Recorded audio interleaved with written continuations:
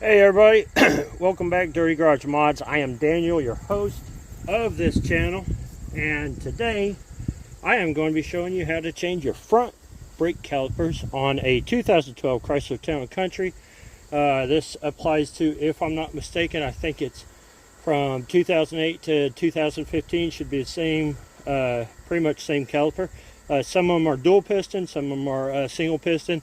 Depends on your wheel size, your rotor size, all that. The rotor size on this particular one is 13.99 millimeter, so or 12.99 millimeter, one of the two. But anyways, needless to say, this is going to actually be really easy. So what I'm going to be doing is, well, what you're going to be doing is, before you get to as far as I already have, you're going to be popping the wheel off. Okay, not real hard to do. Takes a 19 millimeter impact socket, impact, or even a four-way if that's what you're using. So, and then I am actually going to be taking this apart with the impact itself. So, also, you always forget something. Alright, so this is what you want to do. You want to, make sure you have your brand new brake caliper handy. If you go to your local auto parts store, they're going to ask you if it's dual piston or single piston. The best way to look is to go outside, look on your wheel. Chances are, if your wheel's a 17-inch wheel or 18-inch wheel, it's going to be the dual piston. If it's smaller than 17-inch, it's going to be a single piston. But if you can't tell by that, you can always tell by the holes in it. This indicates if it's a dual piston or single piston. If it's single piston, it'll have a hole right here. Just go straight across. Other than that, pretty easy to do. I'm going to be changing the fronts, both the front, both of the front calipers, and going to be bleeding them out here in a little bit. So when my help gets back from town, I'll have him help me bleed them out and show you how that process goes as well. How we do it anyways. So here's what we've got to do is, first thing we got to do is we got to get the brake hose off. Now these brake hoses, I did change them out. For mine is going to be a 15 millimeter to break this loose. Impact socket is a little bit excessive, but it is what it is. It's there, so that's what I'm using. Half-inch ratchet, half-inch socket, or half-inch size socket. Oh yeah, look at that. I'm using gloves here. You don't have to use gloves, but trying to keep it a little bit less mess.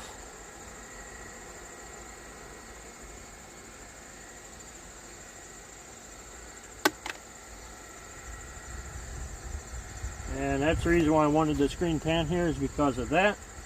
So it's going to be a little messy. Then you're going to go to your 13 millimeter.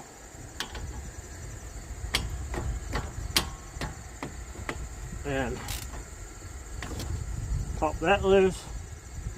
Get your bottom one loosened up also, before you take the top one all the way out, because then otherwise you're going to be fighting with it. Hope y'all can see that without my big fat head in the way.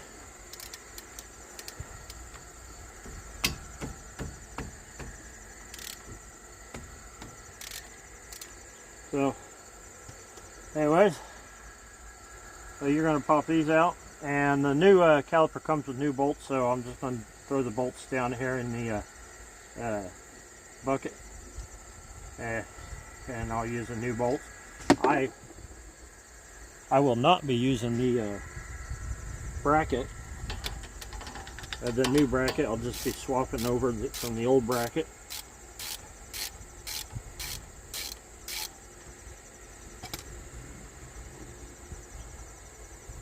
And that sucker's on there.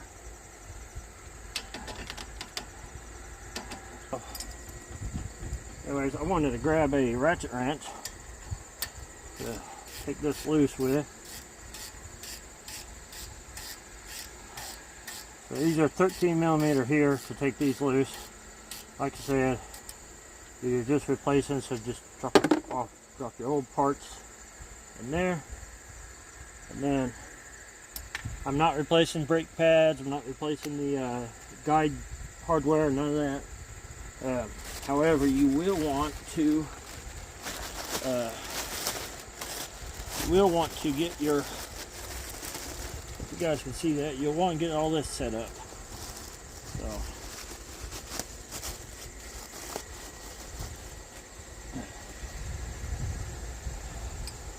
and the reason why I'm going to use the impact, to get all this loose on here, because they're a pain in the ass to get loose. They impact them on from the factory. So, and the size changed. I actually anticipated that. It went from a 13 to a 14.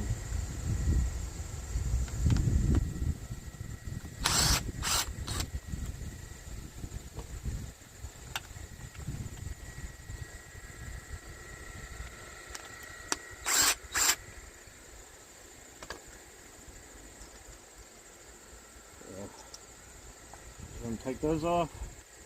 You'll set your new hardware off to the side because you are going to use it in a little bit.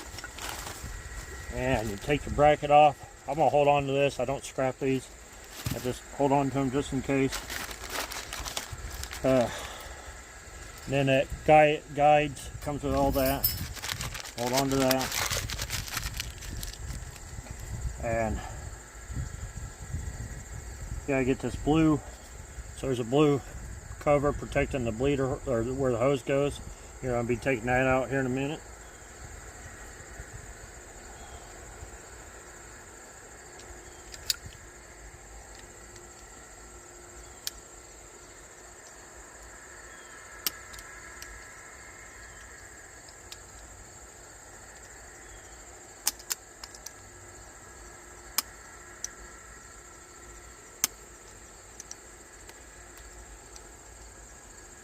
So I think I'd said that I replaced the brake hoses a year ago. That's not true. I replaced the brake hoses a few weeks ago. Replaced them. Didn't have the copper washers on it. Whoever owned it before had replaced them and not put the copper washers back on it. So the brakes weren't even working right. They didn't even have fluid in them. They were completely locked out. So yeah, that was lovely. In the job I do, I could have killed several people, you know. It's a shame. If you don't have enough common sense to work on a vehicle and do it properly, do not do it at all. So anyway, you're going to take that off. And you're going to take this. You're going to slap it right on, right in the same spot as the old one. And then you're just going to hand thread these in.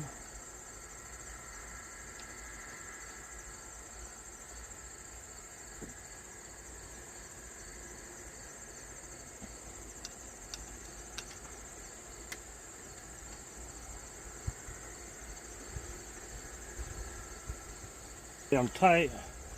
I don't recommend using impact, but I have it here, so I'm going to go ahead and use it.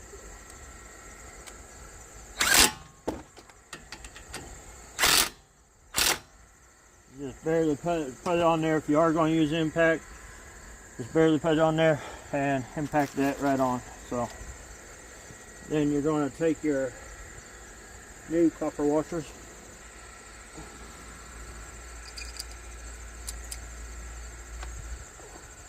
If you can use the new ones, use the new ones.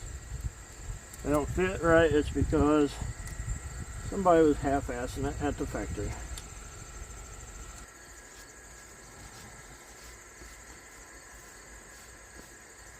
Alright, so I'm going to take my 15 impact and I'm going to put it on my impact gun. I'm going to use it to kind of get this started. It's bleeding out so much damn brake fluid that I can't hold on to it, so I'm going to use this to get her going a little bit.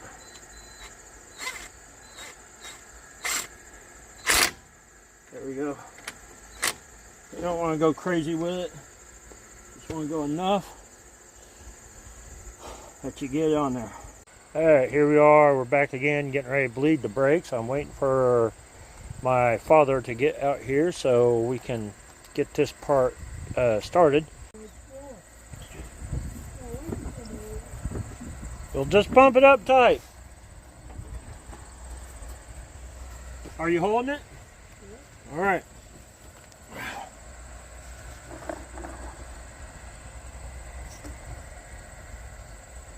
Pump her up again.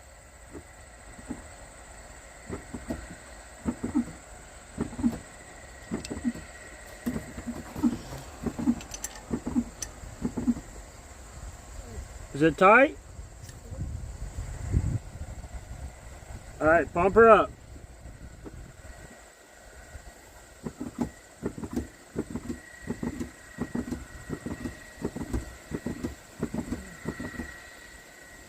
But hey, keep on pumping. I see the problem. Pump, pump.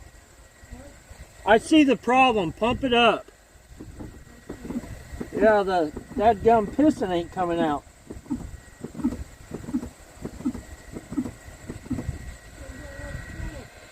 All right, hold it. All right, pump her up again.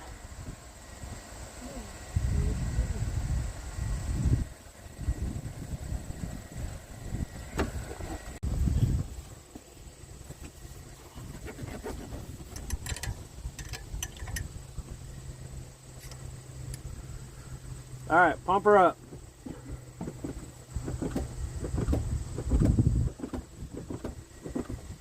Okay. Pump her up. It didn't go down or nothing. I know. Hard right there. There you go. All right, let me switch back to the other side. That's good.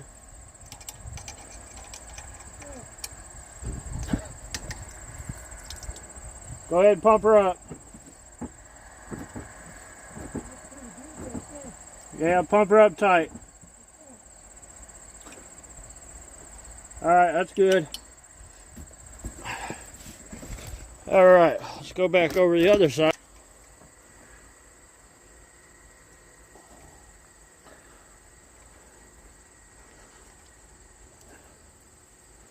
All right, go ahead and pump her up.